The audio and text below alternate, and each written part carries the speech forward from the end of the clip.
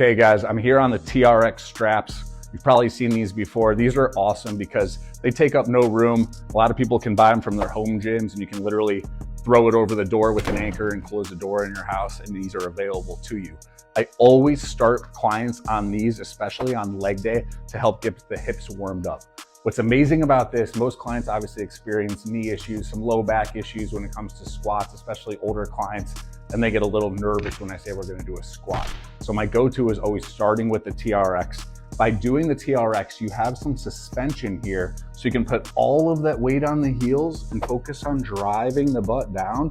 And you can see there's no pressure at all on my knees in this case. So by just driving the butt straight down, exhaling up, you can exhibit some perfect squatting form. Again, for my clients in their 60s and 70s with some bad knees and low back issues, these are ultimately the go-to and a great way to stretch and open up those hips.